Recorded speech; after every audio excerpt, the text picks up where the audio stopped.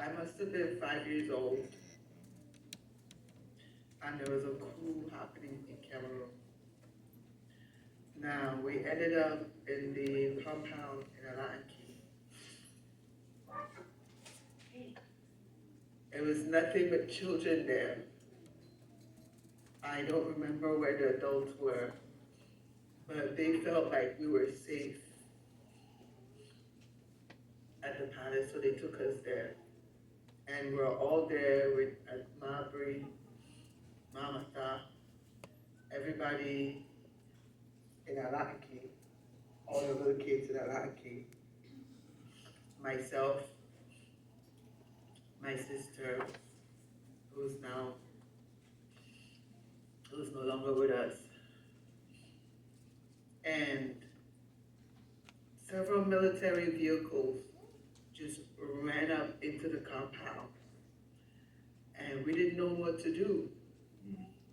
So Mabry took all the children and we ran into the eucalyptus. But Mama Tha was the only one that came out to face the soldiers. I don't know where she got that kind of strength from because she was not more than 14 at the time. But she stood in front of all those guns and told them there's nobody here. Everybody's gone. I came to find some people to hang out with, but I noticed that the children are gone too. So I'll be looking around the neighborhood. If you see some children, let me know because I want to go where the other kids are. They looked at her, pushed her around for a little bit, but then they all got in their cars and left.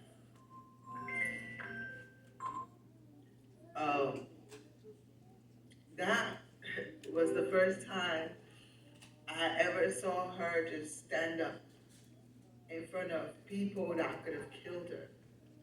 And before that, my parents had transferred me from a French school to an English-speaking school. And the teachers used to beat me because I would only speak French. And the teachers wanted me to speak English. And they kept saying, what kind of English child is this? Like, what are your parents doing at home? Why are you speaking this language in this school? So one time, I went to the same primary school as Auntie Mata. One time, she was passing through the yard and she heard me screaming. So she comes running into the classroom and tells the teacher, hey, what are you doing to my child? The next thing I know, she starts to fight with the teacher. So Auntie Mata has always been my defender. You know, even during this crisis, this recent crisis, it struck me just how strong she was. Because I don't know if I would still have my mind if I went through half the things she went through when she was arrested. I don't know if I'll be able to even take care of myself, let alone someone else. If I'd gone through even 1/10 of what she went through while she was captured. But this woman comes out so full of joy, so full of life, so full of optimism. And it struck me, I'm like, this lady is not human. She's gotta be an angel that they dropped here somehow by accident.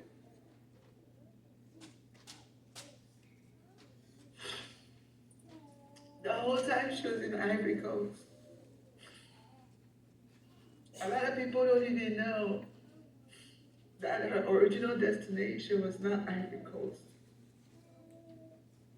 Her original destination was Ghana. She went to Ivory Coast because she wanted to be with her sister. And when she went to Ivory Coast, she had daughters that she could have taken. That were her own biological daughters. But she chose to take her younger sister's daughter because she said, "Nah, this one, she's at the age where she can be raped by accident, so I'm going to protect her." That's the person that my aunt is. And I would like for her warrior spirit to be remembered. I would like for her kind nature to be remembered. I would like for her hardworking nature to be remembered.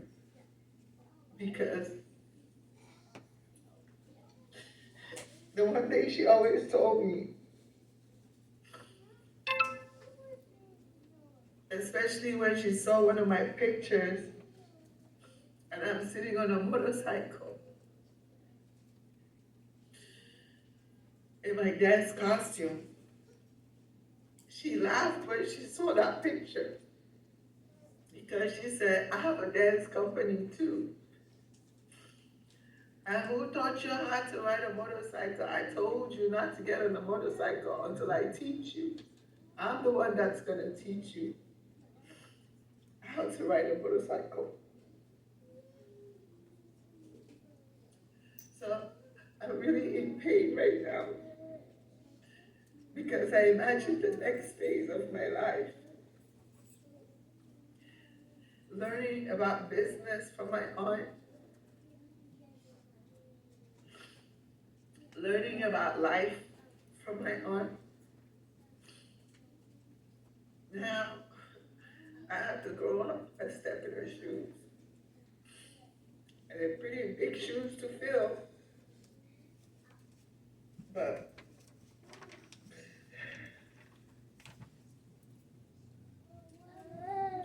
prior to her passing,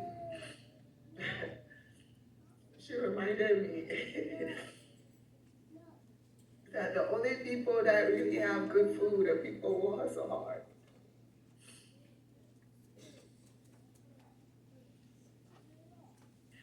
I hope that I hustle half as hard as she did.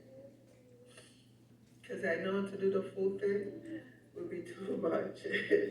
I'm not as tough as she is. And I just want to let everybody at home know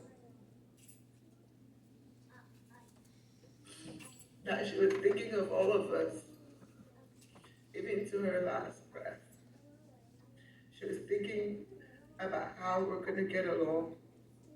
She was thinking about how we're going to live with her access. The conversations we had towards the end were really poignant to me. And I just wish she had eaten more of my money. I wish she'd enjoyed more of my hustle.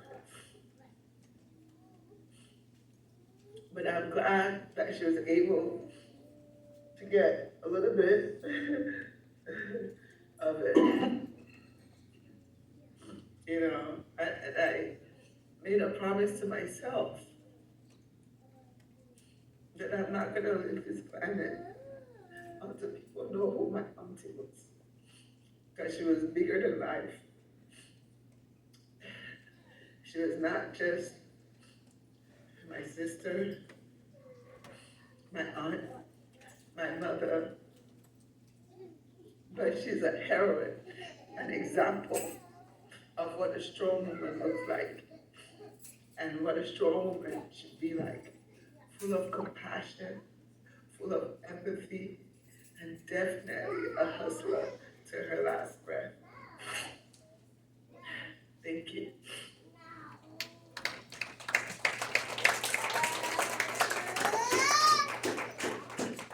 while the Presbyterian women are getting ready to close up this tribute,